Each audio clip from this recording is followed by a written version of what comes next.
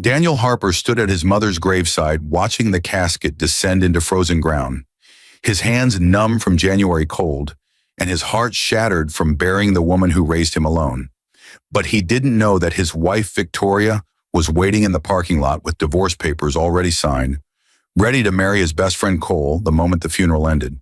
Daniel, a quiet accountant who'd spent the last 3 years caring for his dying mother while his marriage disintegrated, believed he'd lost everything when his wife divorced him in front of mourning relatives and handed him legal documents with Cole standing beside her, holding her hand, completely unaware that his mother had secretly built an $800 million financial empire and left him everything including Meridian Trust Bank, the very institution that held Victoria's $340,000 debt from her failed boutique and mounting credit cards.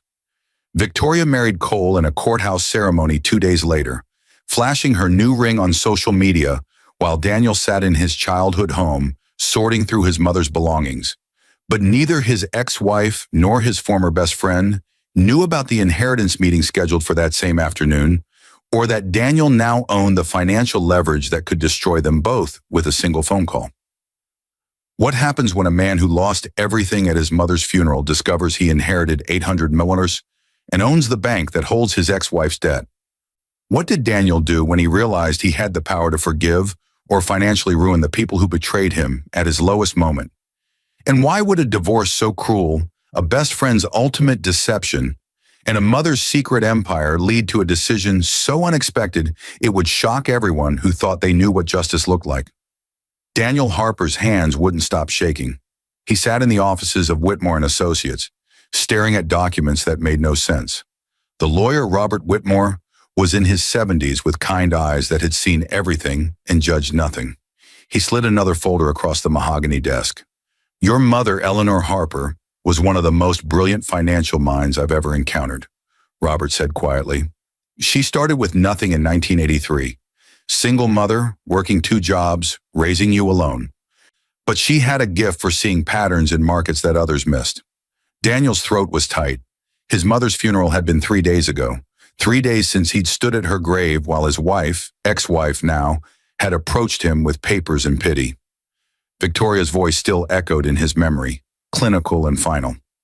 "I can't do this anymore, Dan. Your mother is gone. There's nothing keeping us together. Cole and we've been honest about our feelings. We're getting married."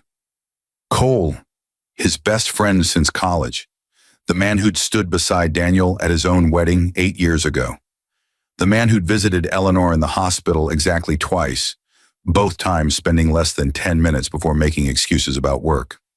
"Mr. Harper," Robert's voice pulled him back. "I know this is overwhelming. Perhaps we should continue another time." "No." Daniel's voice was rough. "Please, tell me everything." Robert nodded and opened the first folder. "Your mother's portfolio includes commercial real estate in 12 states, venture capital holdings in 47 companies, treasury bonds, and controlling interest in Meridian Trust Bank. The total estate value is approximately $807 million. You are the sole heir." The room tilted. Daniel gripped the armrests. $800 million. His mother, who'd served coffee at diners and cleaned office buildings at night, who'd worn the same winter coat for 15 years, who'd told him money wasn't important, kindness was. "That's impossible," Daniel whispered. "We lived in a tiny apartment. She worked until she couldn't anymore. We barely afforded. She wanted you to grow up without the weight of wealth. She wanted you to develop character, not entitlement." Robert pulled out a letter, Eleanor's familiar handwriting across the envelope. "She left this for you, but first I need to explain something time-sensitive." He opened another file, and Daniel saw Victoria's name. His stomach dropped. "Meridian Trust Bank, which you now control, holds significant debt for Victoria Chen, your ex-wife. $340,000 in business loans for a boutique that failed, plus accumulated credit card debt. The loans are in default. The bank's standard procedure would be to begin aggressive collection, potentially forcing bankruptcy." Daniel stared at the numbers. Victoria's boutique. She'd opened it 4 years ago against his advice, maxing out credit cards and taking loans she couldn't afford. He'd offered to help with the bookkeeping, tried to show her the numbers didn't work. She called him unsupportive, said he was jealous of her ambition. The boutique had closed 18 months ago.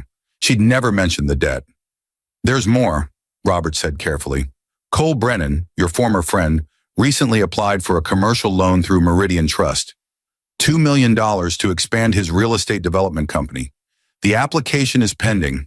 It requires board approval, which effectively means your approval. Daniel's breath caught. Cole's business. Cole, who'd always been successful, flashy, the kind of man who measured worth in deals closed and properties developed. Cole, who was now married to Victoria. So I own their debt, Daniel said slowly. And I control whether Cole gets the loan he needs. Yes. Robert's expression was unreadable. Your mother knew about Victoria and Cole. She updated her will 2 months before she passed. She knew exactly what she was leaving you and what it would mean. Daniel's eyes burned. His mother had known, had watched him care for her while his marriage crumbled, had seen Victoria's visits become shorter and less frequent, had probably noticed how Cole stopped coming around. And she'd said nothing, just held Daniel's hand and told him he had a good heart. Read her letter, Robert said gently, standing. I'll give you privacy. Take all the time you need. When the door closed, Daniel opened the envelope with trembling fingers. His mother's voice filled his mind as he read, My dearest Daniel, if you're reading this, I'm gone. And you're probably angry I kept secrets. I'm sorry for that, but not sorry for why I did it. I needed to know who you'd become without money influencing your choices. You became exactly the man I hoped.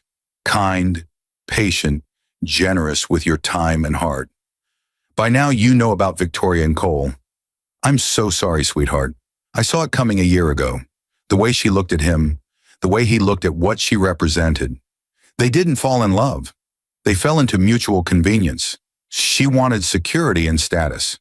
He wanted someone who'd make him look successful. Neither of them wanted you. They wanted what they thought you couldn't give them. Here's what they don't know. You can give them everything or nothing. You own Victoria's debt. You control Cole's future. You have the power to destroy them financially with a phone call. I'm asking you not to. Not because they deserve mercy. They don't. But because cruelty would poison the good heart you've spent 32 years developing. Revenge feels satisfying for about 5 minutes, then it hollows you out from the inside. Instead, I'm asking you to do something harder. Decide what kind of wealthy man you want to be. Use your power to build, not destroy. Help people who deserve it. Create opportunities for those who've been denied them. And regarding Victoria and Cole, let their own choices deliver their consequences. You don't need to punish them. Life will. There's a foundation I started 10 years ago. The Eleanor Harper Foundation for Single Parents. $50 million helping people like I was, working multiple jobs, trying to give their kids better lives. I want you to run it now. Pour your energy into that instead of into bitterness. I love you. I'm proud of you. Don't let their smallness make you small. Be the man I raised. Mom Daniel read it 3 times, tears streaming down his face. His mother, even in death, was teaching him, protecting him, guiding him toward the person she'd always believed he could be. He sat in that office for an hour thinking about power and character, about revenge and purpose, about the man he wanted to be versus the man his pain wanted him to become. Finally, he pressed the intercom. Mr. Whitmore, I'm ready to discuss next steps. Robert returned, settling back into his chair. What would you like to do? Daniel took a deep breath. First, I want to understand exactly what my mother built and how she built it. I want to learn everything so I can honor her work properly. Second, I want to take over the foundation immediately. Third, he paused, choosing his words carefully. Regarding Victoria's debt and Cole's loan, I'm not making any decisions today.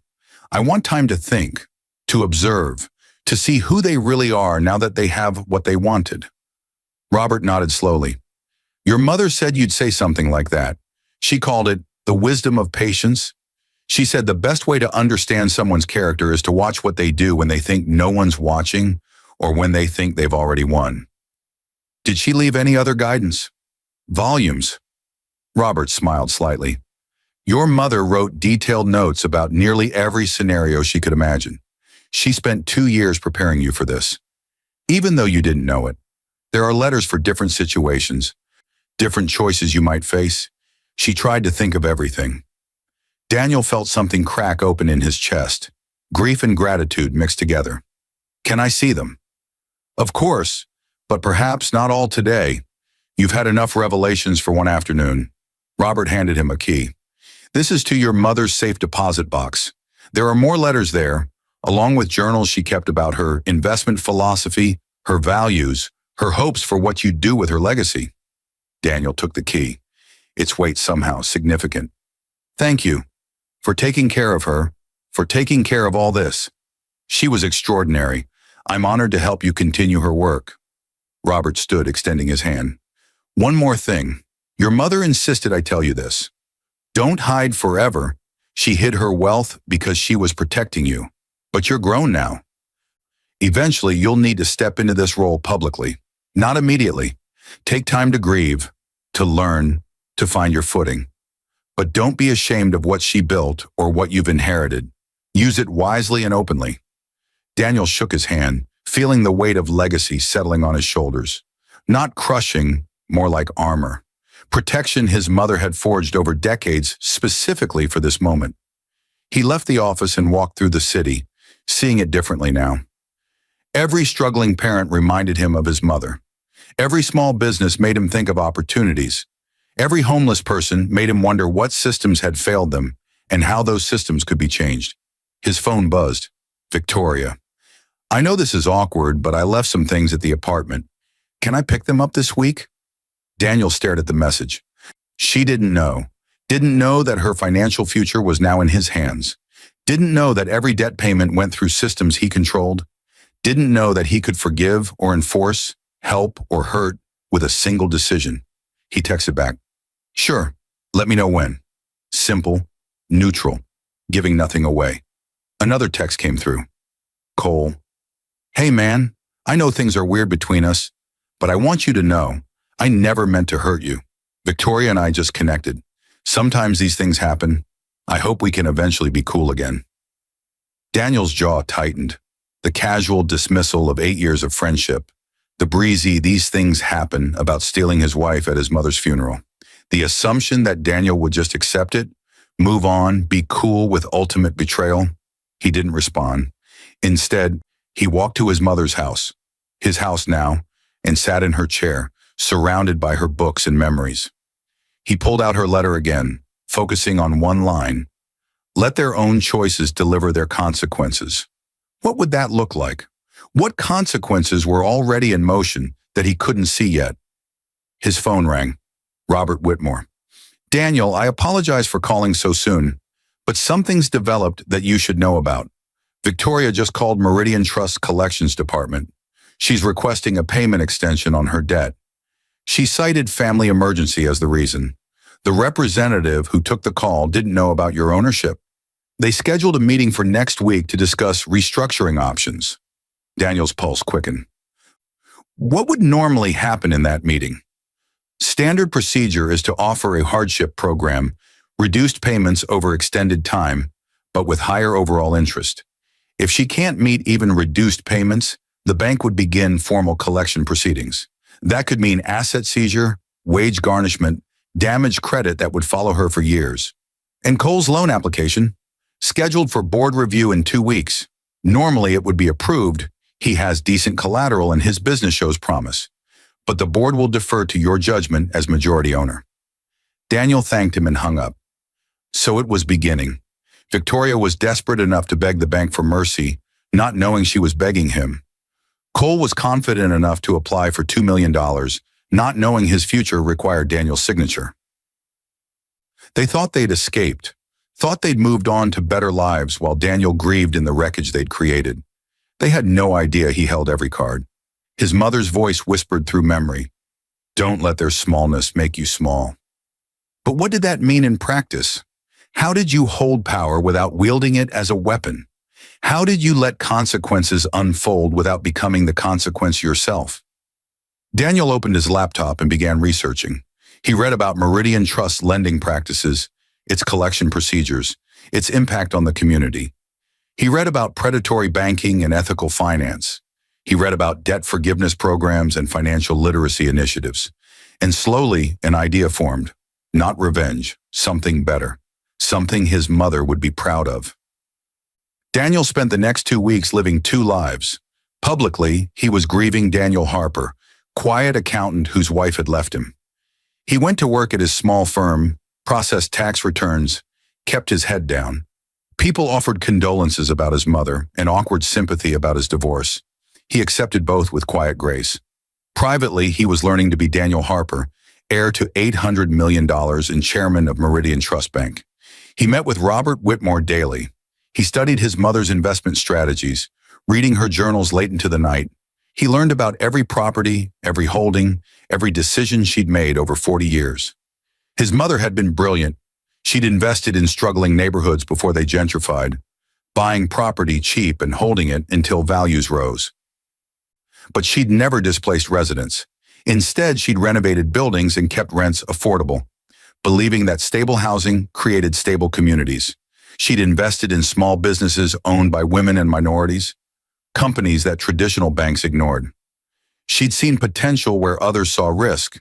And Meridian Trust Bank, she'd acquired controlling interest 15 years ago specifically because it was failing under predatory practices. She'd quietly reformed it, shifting from extraction to investment, from maximizing profit to maximizing community impact. Under her guidance, it had become profitable by being ethical, proving that the two weren't mutually exclusive. Now it was his, all of it. Victoria's debt restructuring meeting was scheduled for Monday. Daniel decided to attend, not as owner, but as observer. Robert arranged it, having him listed as a junior executive in training. Victoria wouldn't recognize him in that context. She'd never paid attention to his work. Monday arrived cold and gray. Daniel dressed in a suit, nothing expensive, just professional. He arrived at Meridian Trust's downtown branch early, his stomach churning with nerves and something darker he didn't want to name. The collections manager, Patricia Torres, briefed him before Victoria arrived. Standard hardship case, failed business, accumulated debt, no clear repayment path. Normally, we'd offer reduced payments, but honestly, even those would be a stretch for her.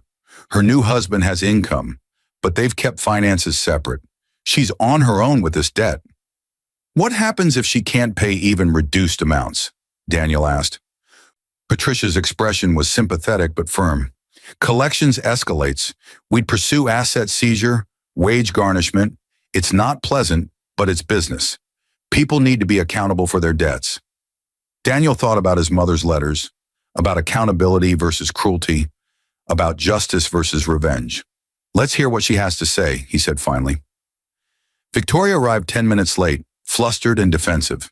She wore designer clothes Daniel knew she couldn't afford, probably bought on credit she didn't have. Her wedding ring was large, flashy. She looked successful, or like someone desperately trying to appear successful. She didn't glance at Daniel, sitting quietly in the corner with his notepad. Patricia opened the file.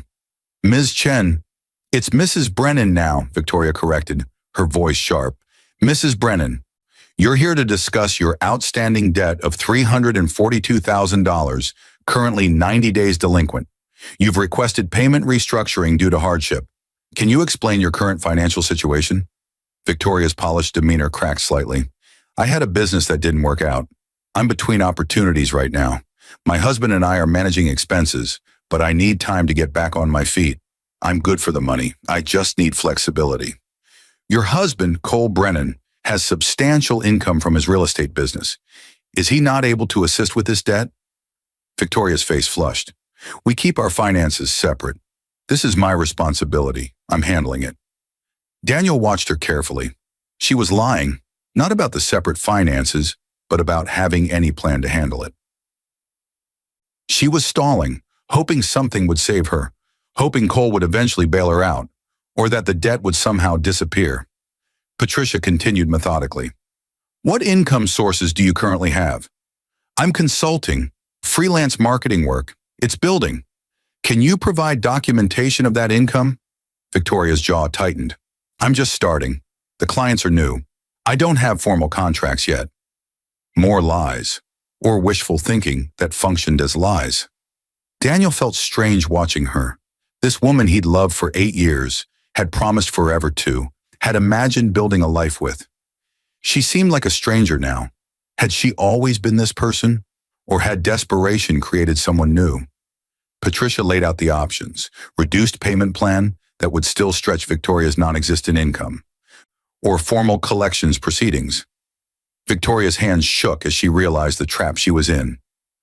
"I need more time," Victoria said, her voice rising. "This isn't fair. I had a family emergency. My ex-husband's mother died, and I had to deal with the divorce right after. I've been emotionally devastated. Doesn't that count for anything?" Daniel's chest tightened. She was using his mother's death, their divorce, as an excuse for not paying debt she'd accumulated before any of that happened. She was rewriting history, making herself the victim. Patricia's expression remained neutral. "I understand these are difficult circumstances. However, the debt predates these events. We need a concrete repayment plan." Victoria stood abruptly. "I need to talk to my husband. I need to think about this. I'll call you back." She left without signing anything, her heels clicking angry rhythms down the hallway. Patricia sighed. "She won't call back. She'll avoid us until we force the issue. Standard pattern." Daniel sat in silence, processing what he'd witnessed. This was who Victoria had become, or maybe always was. Someone who made bad decisions, refused accountability, used other people's tragedies to avoid consequences. "What would you do?" he asked Patricia suddenly. She looked surprised. "Me? I'd pursue collections. She's had multiple chances. She's not serious about repayment, but..." She paused. "Your mother, Mrs. Harper, she always said to look at the whole person, not just the numbers. She'd probably ask why this woman made such bad choices, whether there was a way to help her make better ones." Daniel felt his throat tighten. Even Patricia knew his mother's philosophy. Eleanor Harper had touched every part of this institution. "What if we offered something different?" Daniel said slowly. "What if we forgave half the debt on condition that she complete financial literacy training and business management courses? Make her earn the forgiveness by learning why she failed, so she doesn't fail again." Patricia studied him with new interest. "That's very much something Mrs. Harper would have suggested. It's more lenient than policy usually allows, but it's not without precedent. We have an educational loan forgiveness program your mother created. It could apply. Let's offer it, see if she takes it. And if she refuses, if she wants forgiveness without effort, then we proceed with collections, but we offer the chance first." Patricia nodded slowly. "I'll draft the proposal." Cole's loan application came before the board the following week. Daniel attended his first official board meeting as majority owner, still processing the surreal reality of his new life. The boardroom was elegant, oak-paneled, filled with people who'd worked with his mother for years. They greeted him with warmth and curiosity, offering condolences and congratulations in the same breath. Daniel felt like an imposter in his father's clothes, except his father had never existed, and these were his mother's clothes, her legacy, her carefully built empire.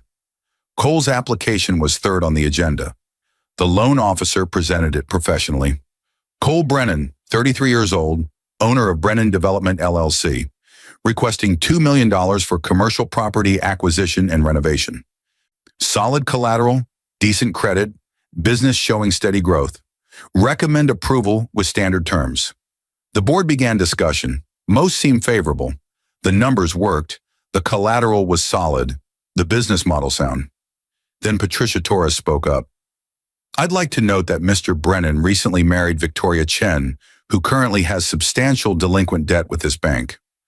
While their finances are legally separate, there may be reputational concerns about extending large loans to someone connected to a collection case." The room went quiet. Daniel felt everyone's eyes shift toward him, waiting for his response. He took a breath. "What were my mother's criteria for commercial loans?" An older board member, Helen Crawford, answered. "Eleanor always looked beyond numbers. She wanted to know, will this loan create jobs? Will it improve the community? Will it help someone build something meaningful or just make them richer?" She turned down plenty of profitable loans because they failed those tests. "And this loan?" Daniel asked. "Cole Brennan's project. What would it create? The loan officer consulted his notes. Luxury condos in a working-class neighborhood, projected to price out current residents, but generate significant profit. There it was, the exact kind of extractive development his mother had opposed, displacing communities for profit, taking from those who had little to benefit those who had much. Then we decline, Daniel said quietly. A ripple of surprise moved through the room. On what grounds? Another board member asked. The financials are sound. On the grounds that this bank, under my mother's leadership, invested in communities, not displacement. We can offer Mr. Brennan a different proposal, a smaller loan with requirements that his development include affordable housing units, maintain community spaces, and preserve neighborhood character. If he agrees, we'll fund it. If not, he can seek financing elsewhere. Helen smiled. Your mother would have said exactly that. The board voted. Daniel's proposal passed unanimously. Afterward, Patricia approached him. Cole Brennan won't accept those terms. He'll see them as insulting. Then he'll get his loan somewhere else, Daniel said, and he'll build his luxury condos and displace families and make his profit. But he won't do it with my mother's money. Victoria received our debt restructuring proposal. She hasn't responded. Give her time. She'll either accept responsibility or face consequences. Either way, it's her choice. Daniel left the bank feeling strange, powerful and small simultaneously. He'd just made decisions affecting hundreds of thousands of dollars, people's lives, community futures. It was terrifying. It was also deeply right. His phone rang. Robert Whitmore. Daniel, Cole Brennan just called my office. He's asking to speak with the bank's ownership about his loan decision. He's angry. I think he suspects something. Did you tell him who owns the bank? No, but he's digging. It's only a matter of time before he figures it out. Daniel thought about his mother's letters, her guidance about patience and observation.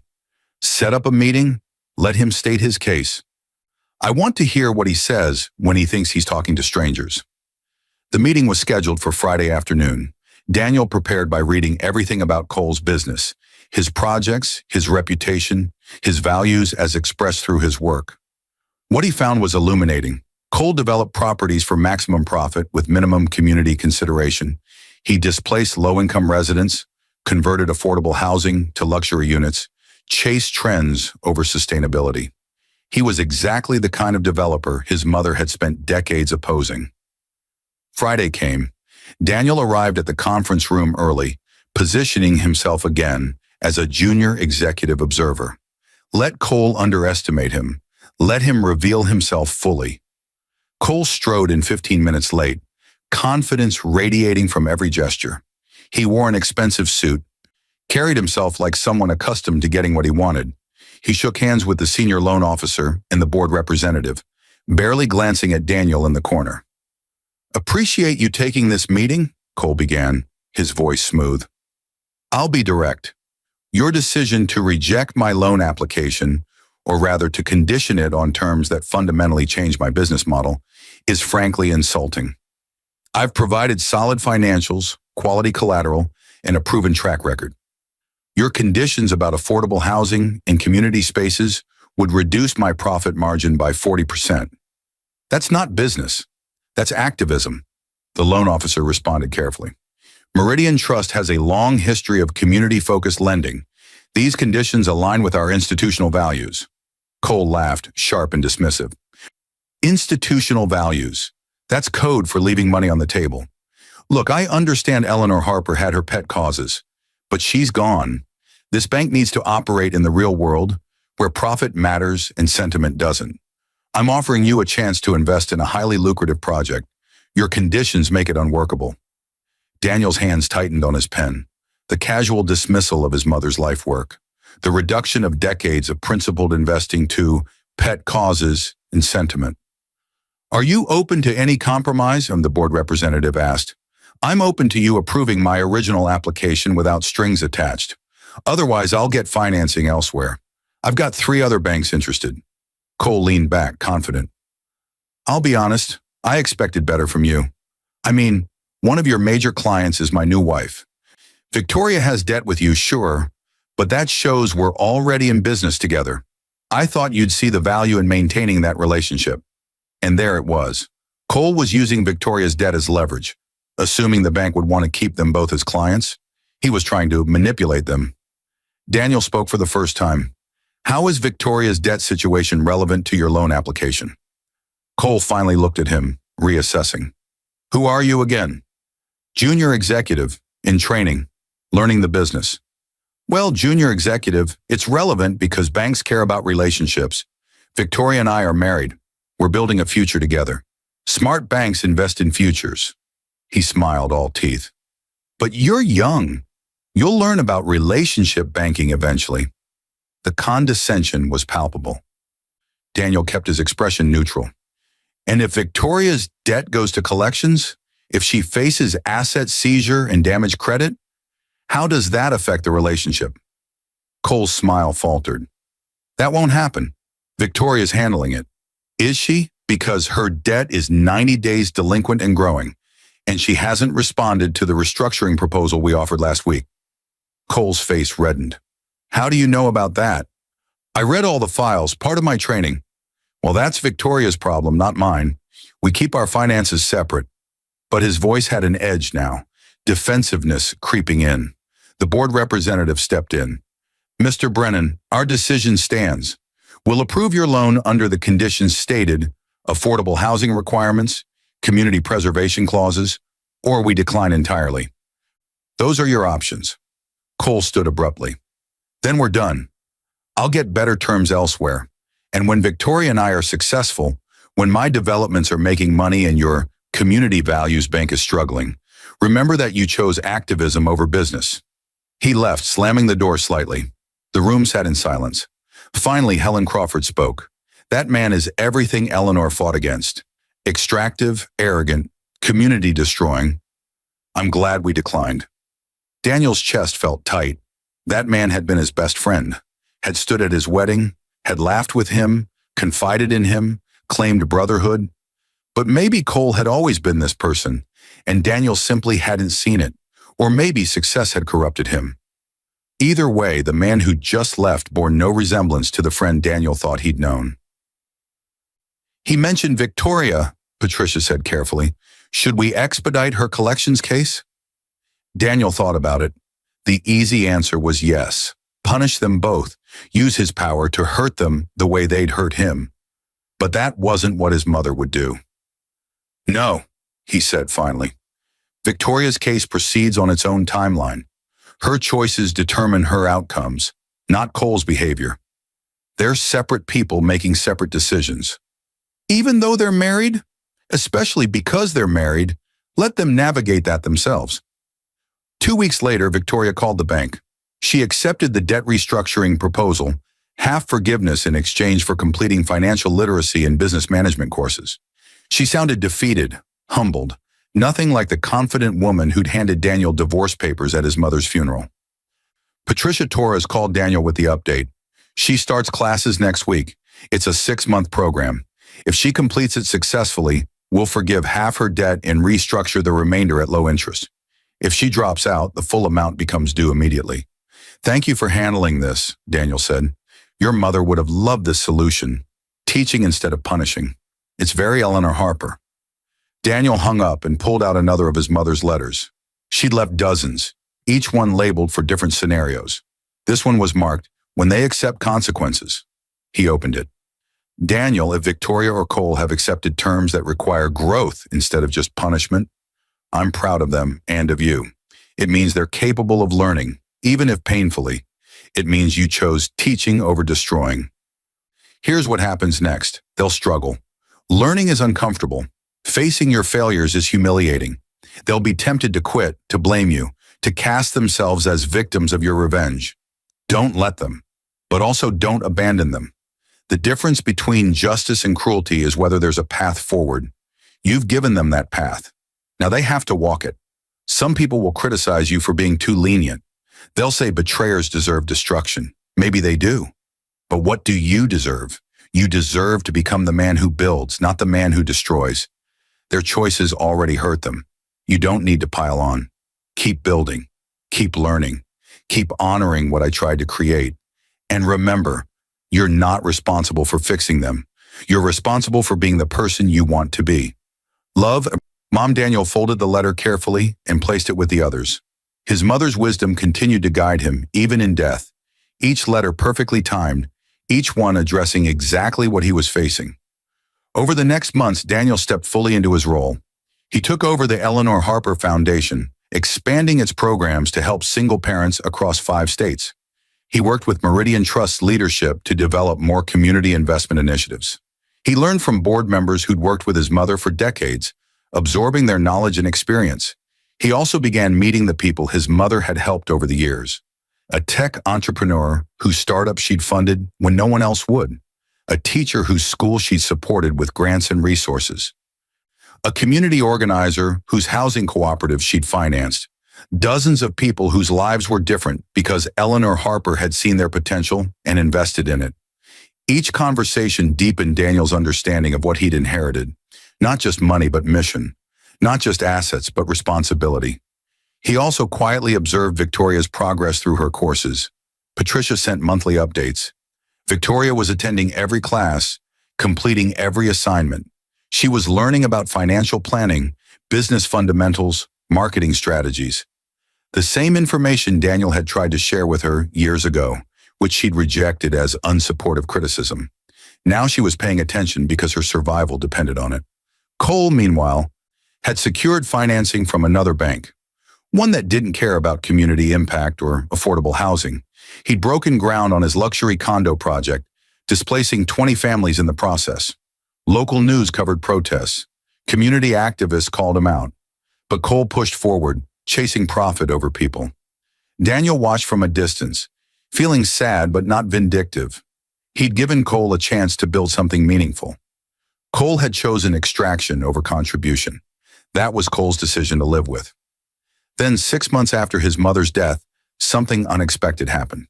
Daniel received an invitation to a community banking conference in Chicago. The keynote speaker, Victoria Chen Brennan, discussing financial literacy and second chances, a personal story. He stared at the invitation, shocked. Victoria was speaking publicly about her debt, her failure, her recovery. Curious, he registered and flew to Chicago. The conference hall was packed with banking professionals, community activists, and financial educators. Daniel sat in the back watching Victoria take the stage. She looked different, more substantial somehow, less polished but more authentic.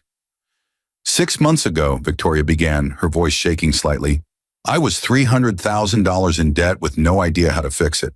I'd failed at business spectacularly. I'd made terrible choices, and I was facing the consequences alone. She detailed her boutique failure, the accumulated debt, the shame of not knowing how money actually worked despite spending it freely. She talked about the debt restructuring proposal from Meridian Trust, about initially resenting it, seeing it as punishment.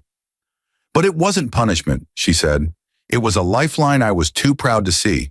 The courses they required, financial literacy, business fundamentals, strategic planning, they taught me everything I should have learned before opening a business.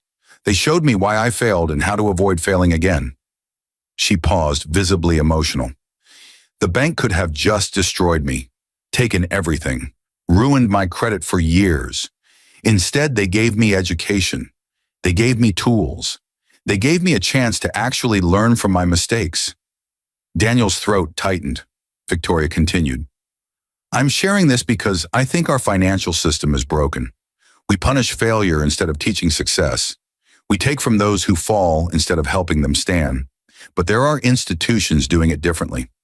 Banks like Meridian Trust, following models created by people like Eleanor Harper, who believe that money should build communities, not extract from them. She clicked to a slide, a photo of Eleanor. Daniel's breath caught. Eleanor Harper died 6 months ago. She built Meridian Trust into what it is, a bank that invests in people, not just profits. She never knew me, but her philosophy saved my financial life. I'm here to honor her legacy and to say, this model works. Teaching works. Investing in people works. The audience applauded. Victoria answered questions for 30 minutes, discussing financial education, second chance programs, community banking models. She was articulate, passionate, transformed. After the presentation, Daniel approached her. She was talking with attendees, handing out cards for a new consulting business she'd started. Financial literacy coaching for small business owners. When she saw him, her face went white. Daniel, Victoria, that was impressive. She looked like she might cry. I didn't know you'd be here. I own Meridian Trust. My mother left it to me. Her face cycled through shock, recognition, horror. You, the bank, you've known this whole time? Since 3 days after the funeral. Since the day you married Cole. Victoria sat down heavily. Oh my God, the debt restructuring, the educational requirements. That was you. That was my mother's philosophy. I just followed her guidance. You could have destroyed me. Her voice was barely a whisper. Yes. Why didn't you? Daniel thought about all his mother's letters, all her wisdom about character and choice. Because my mother taught me that power is responsibility. Because destroying you wouldn't have made me feel better, just smaller. Because you deserved a chance to learn and grow, not just suffer. Tears streamed down Victoria's face. I don't deserve your kindness. What I did, leaving you at your mother's funeral, the timing, the cruelty of it? No, Daniel agreed. You don't deserve kindness. But I deserve to become the kind of person who gives it anyway. Your choices were about who you are. My choices are about who I am. Victoria wiped her eyes. I can't undo what I did. I can't take back the pain. But I want you to know, I've learned, not just about money, about everything, about what matters and what doesn't, about the difference between success and integrity. I can see that. Your presentation was powerful. Because it's true. Because I failed completely and learned why. And now I'm trying to help others avoid the same mistakes. She hesitated. The consulting business, it's not making much money yet, but it's meaningful. It's helping people. I think your mother would have understood that. She would have. Daniel pulled out a business card. The Eleanor Harper Foundation funds financial literacy programs. If you're interested, we might be able to support your work. Not personally, this isn't about us. But if your program meets our criteria, we fund those initiatives. Victoria stared at the card. You'd fund my business after everything? I'd fund programs that serve the foundation's mission. If yours qualifies, yes, apply like anyone else. It'll be evaluated on merit. I don't understand you. Daniel smiled slightly. My mother spent 30 years building a system that invests in potential, not perfection. That helps people grow instead of just punishing failure. I'm trying to honor that. You did something terrible to me, Victoria, but you're also doing something valuable now. Those two things can both be true. Victoria's hand shook as she took the card. Thank you for the chance, for not destroying me when you could have, for being better than I was.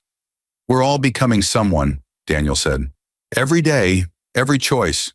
I'm trying to become someone my mother would be proud of. It sounds like you're doing the same. He left her there, feeling lighter than he had in months. Not because they'd reconciled. They hadn't and wouldn't. Their marriage was over, truly over. And that was right. But because he'd proven something to himself, he could hold power without becoming poisoned by it. He could face his betrayers with grace instead of vengeance. He could choose to build instead of destroy. His mother's training had worked. A year after Eleanor's death, Daniel stood on stage at Meridian Trust's annual shareholder meeting. The bank had its most profitable year in history, not by exploiting customers, but by investing in them. Community development loans had created 3,000 jobs. Small business grants had launched 67 new companies. The Affordable Housing Initiative had provided homes for 200 families. Profit and purpose weren't opposites. His mother had proved it over decades. Now he was proving it could continue. During the reception afterward, someone tapped his shoulder. He turned to find Cole, looking uncomfortable in a suit that didn't quite fit anymore. Daniel, can we talk? They stepped out onto a balcony overlooking the city. Cole looked older, harder, less confident. Saw Victoria's presentation online, Cole said. She's really turned things around. She worked hard for it. Yeah. Cole was quiet for a moment. My development project, the luxury condos you refuse to fund, it's failing.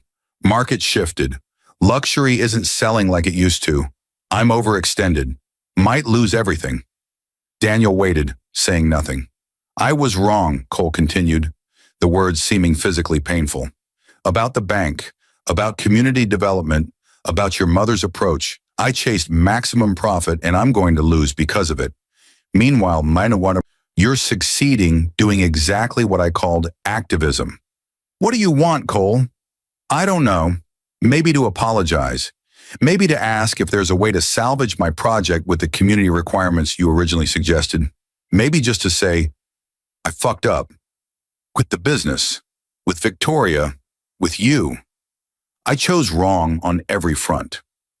Daniel looked at his former friend, seeing genuine regret, but also the desperation of consequences catching up. I can have someone from the bank review your project. If there's a way to convert it to mixed income housing with community benefit, we might refinance. But it won't be a bailout. It'll be a restructuring that serves the community first and your profit second. That's more than I deserve. Probably, but it's what my mother would have done. She believed in second chances for people willing to learn. You'll have to prove you're willing. Cole nodded slowly. I am. I have to be. Because this, he gestured vaguely at his life, isn't working. The marriage isn't working. Victoria and I rushed into something for the wrong reasons. We're divorcing. Daniel felt nothing but mild surprise. I'm sorry to hear that. Don't be. We weren't right for each other. We were just both running from feeling like failures, and we thought being together would make us successful. Didn't work. Cole met his eyes. For what it's worth, you were always the better man. I know that now. Took losing everything to see it, but I see it. I'm not better, Cole. I just had a better teacher. My mother spent her life showing me what integrity looks like. You and Victoria didn't have that. But you can learn it now if you choose to. They stood in silence, watching the city lights. Two men who'd been friends, weren't friends, might never be friends again. But maybe that was okay. Maybe some relationships ended not in hatred, but in understanding that you'd grown in different directions. Send your project proposal to the bank, Daniel said finally. We'll review it fairly. Thank you. After Cole left, Daniel pulled out his phone and looked at a photo of his mother. She was in her nurse's uniform, smiling at the camera, probably taken 30 years ago, before the wealth, before the empire, when she was just Eleanor Harper trying to raise her son right. I hope I'm making you proud, he whispered. His phone buzzed. Robert Whitmore. Board meeting next week to discuss the Eleanor Harper Foundation's expansion. We're proposing a $200 million endowment for nationwide financial literacy programs. Your mother would be thrilled. Daniel smiled, texting back, let's do it. He stayed on that balcony for a long time, feeling his mother's presence in the cool evening air, in the city she'd invested in the legacy she'd built brick by brick, decision by decision, choosing always to build rather than destroy. He'd inherited her money, but more importantly, he'd inherited her wisdom, and he was finally understanding what true wealth meant. Not how much you had, but what you built with it. Not the power to hurt, but the strength to help. Not revenge against those who wronged you, but grace that lifted everyone higher. Victoria would complete her debt repayment in 2 years, transformed by education into someone who helped others avoid her mistakes. Cole would either learn community-focused development or lose everything and learn from that instead. Either way, they were walking paths determined by their choices, not Daniel's revenge. And Daniel would continue building what his mother started, a financial system that invested in people's potential, a foundation that gave second chances, a legacy that proved wealth could be a tool for good. 3 years after his mother's death, Daniel stood at her grave on a spring morning. Flowers bloomed around the headstone. He'd had it carved simply, Eleanor Harper, builder of communities, investor in people, beloved mother. I did what you asked, he said quietly. I didn't let their betrayal make me cruel. I used the power you gave me to build, not destroy. I think you'd be proud. The wind rustled through the trees, carrying warmth and possibility. Victoria runs a successful financial literacy nonprofit now. We funded her initial expansion. She's helped hundreds of people avoid the mistakes she made. Cole reformed his business. He builds affordable housing now, not luxury condos. He'll never be rich, but he's solvent and contributing something meaningful. Daniel paused, emotion rising in his throat. And me? I'm running the bank you built, growing the foundation you started, trying to honor everything you taught me. I'm not perfect at it. I make mistakes. But I'm trying to be the man you raised me to be. The man who measures success in lives improved, not dollars accumulated. He placed fresh flowers on her grave. Thank you, Mom, for everything. For the money, yes, but more for the wisdom, for teaching me that power is responsibility. That wealth is stewardship, that the best revenge is becoming someone who doesn't need revenge because you're too busy building something beautiful. Daniel walked back to his car, feeling lighter with each step. He had work to do, a foundation to run, a bank to guide, communities to serve. He had a purpose his mother had spent decades building and a lifetime preparing him to fulfill. He didn't need Victoria or Cole or anyone who'd heard him to acknowledge what he'd become. He knew. His mother knew. And that was enough. The rest was just noise. The rest was just him, every day, choosing to be the man Eleanor Harper had raised him to be. Someone who invested in people, built communities, and proved that wealth could be a tool for good in the hands of someone with the character to use it wisely. Someone who shocked everyone not by being cruel, but by being kind when cruelty would have been easier. Someone who understood that the greatest power wasn't the ability to destroy your enemies, but the strength to help them become better people. His mother had given him $800 million and the wisdom to use it well. He was building an empire of purpose on the foundation she'd laid, and that was the best revenge of all, living so well, building so beautifully, that their betrayal became irrelevant noise in the symphony of a life well lived.